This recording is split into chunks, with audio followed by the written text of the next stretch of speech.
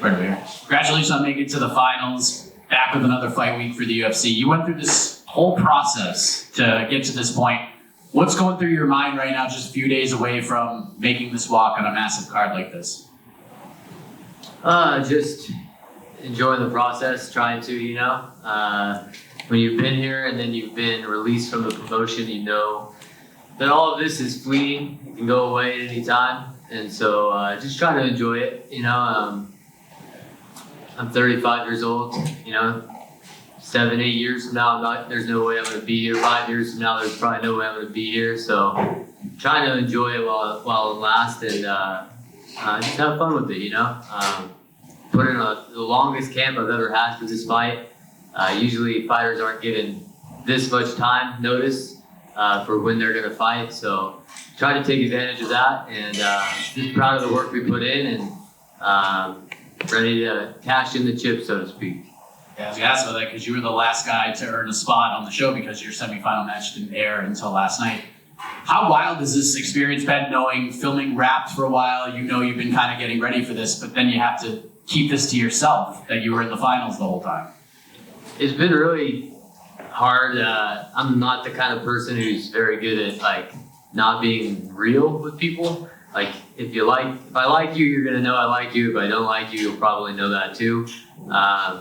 And so having to kind of be conspicuous with people and weird, and just it's been weird too, because people at the gym and stuff, random guys you train with, will be like, "How'd you do?" And I'm like, "Oh, I can't tell you," And most people have been cool with it, but a few people kind of get offended, "What do you mean you can't tell me? We're training partners," And sorry, man, I like you, but I don't like you that much.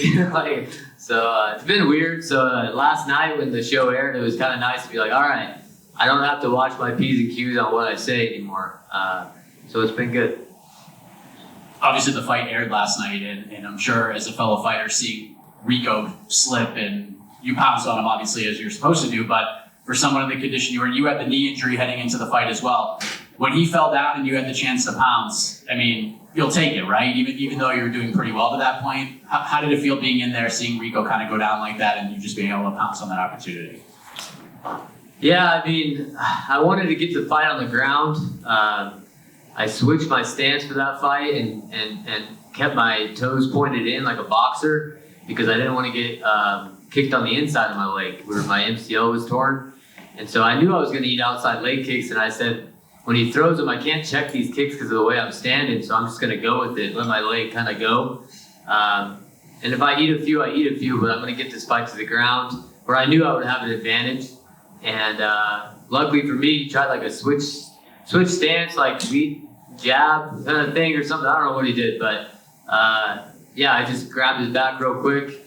What's funny is that I'm similarly sized to Aljamain, height, width-wise, and we've been kind of friends ever since we fought 8.5 years ago. Trained together a few times. He came and stayed with me and met my family and stuff. Just kind of traveled up and down California, and that was 8 years ago. But the human backpack is what he calls it. But getting that body triangle from the back, it's a difficult position to get out of. You can do a lot of damage from that position as you kind of transition from mount to back control, mount to back control. And I was just able to capitalize on it. I think I would have been able to get Rico down either way.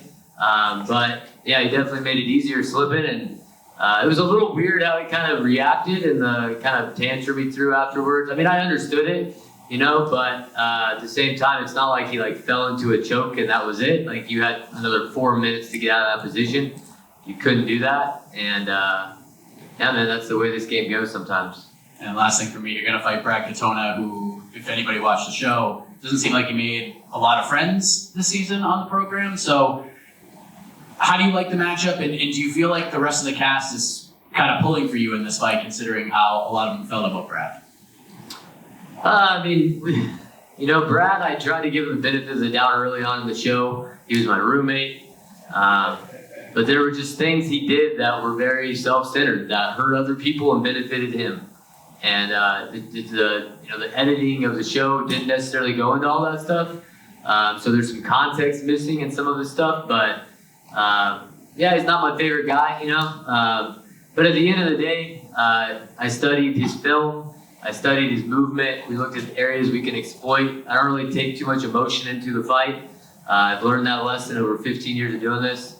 And so yeah, I'm not gonna have any issues or reservations punching him in the face for sure. But it's just another opponent. And what's interesting, he actually showed some heart in his semifinals fight. He bit down on his mouthpiece. That was a great fight. I just thought he lost that fight, but it was a close fight. But he showed that he can fight when he's forced to. But if you go back and watch his film, man, it was one of the most boring film studies I've ever seen. He just holds guys against the cage. Eventually tries to drag him to the ground and hold him. He's not trying to do a lot of damage. He's trying to kill time on the clock. I think personally that's why he was cut from the UFC originally. He's just not the most exciting guy. He's very calculated.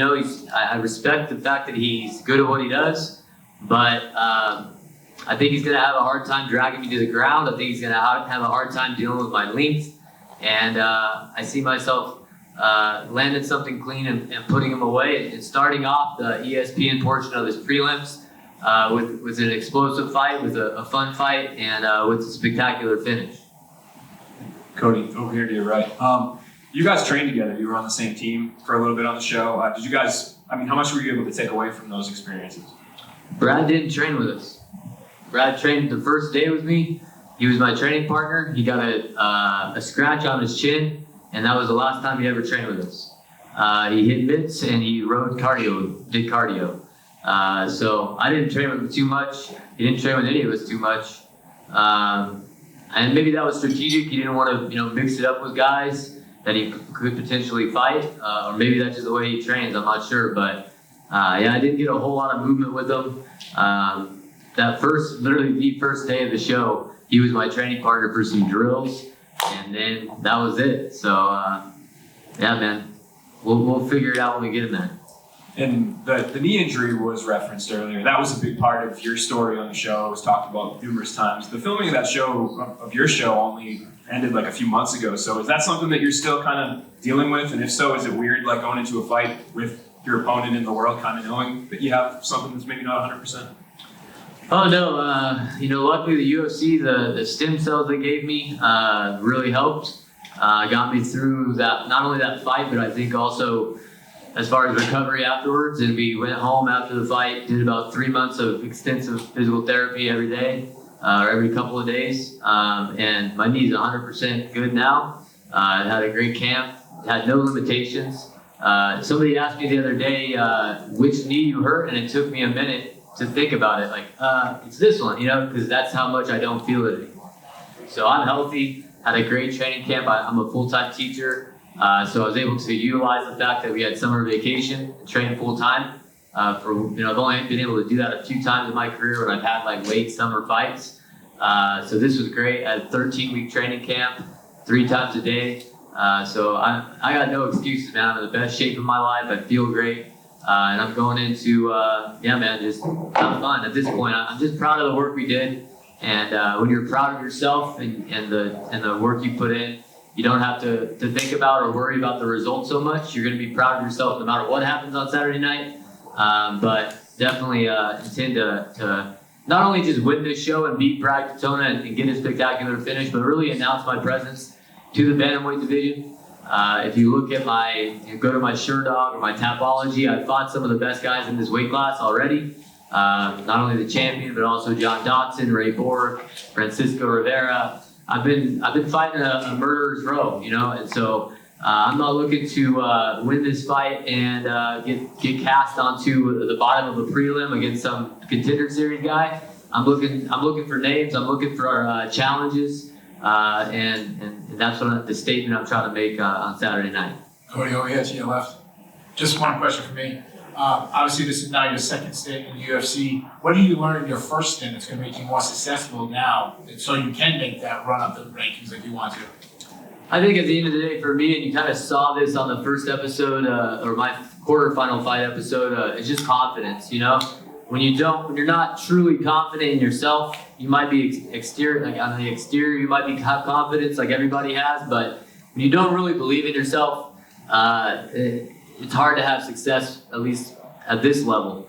And so for me, this whole 8.5 years since I've been in the UFC, if you look at most of the guys that were on the show, you know, they were a year removed from the UFC, maybe 2 years removed from the UFC. I was the one guy who was like kind of the ugly duckling, man. It's been a long time for me.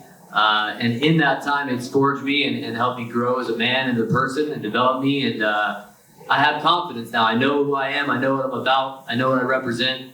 And that's going to be the biggest difference you see from me in the cage and in this second stint in the UFC. Cody, over here to your right. Just wondering, did you see Mike's tweets last night saying that he's going to be in Boston and that he also thinks he'll find the finish? And if you did, what are your thoughts on that?